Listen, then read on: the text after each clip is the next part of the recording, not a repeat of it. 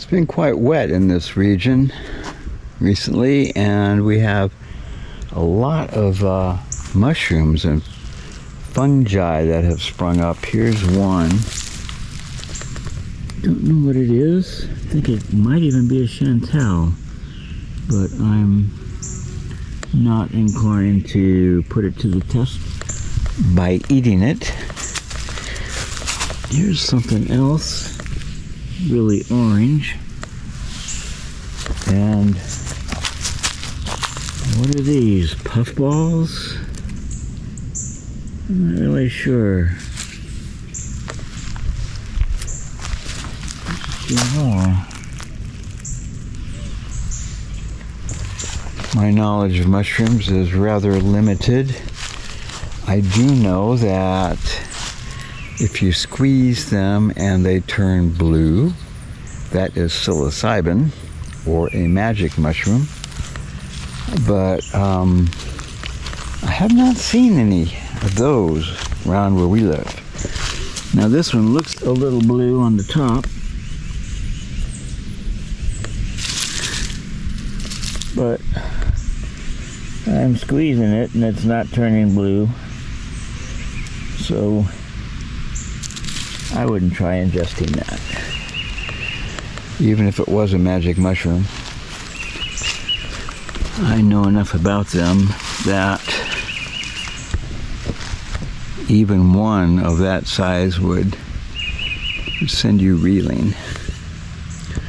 There's one kind of mushroom that I spend a fair amount of time with that grows quite wild in the Pacific Northwest, especially under larch trees.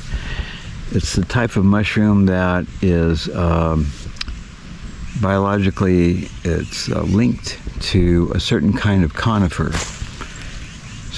There's a group of conifers that it is linked to, and larch trees seems to be one of its favorites. I was able to find several groups of these, and they are not psilocybin. They're the kind of what's commonly called Christmas mushrooms that have the red cap with the white spots on it when they are mature, and they're generally considered in the scientific community to be toxic. But as a matter of fact, there's quite a bit of research by at least certain people that claim that they are medicinal. And I was very curious about this since I happened to find so many of them. So I dried them carefully at a reduced low heat, and just because what I read was that by drying them, this neutralizes some of the toxic effects. And then I tried ingesting them in different quantities. And what I discovered was that there's definitely an effect, but it's not necessarily pleasant. For me, it was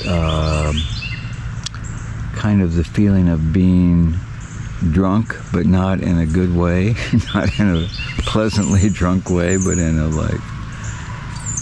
kind of a reeling way. Anyway, my experience was limited with that. And those are not illegal, by the way. You can find them. I found them growing where I worked when I would walk outside. Oh, here's a mushroom.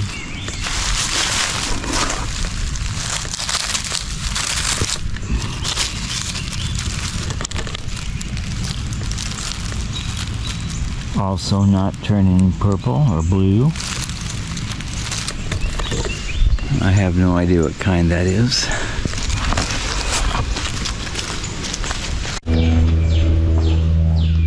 Here's another mushroom, quite blue. But I would not at all, I don't think, I would not take that to mean psilocybin.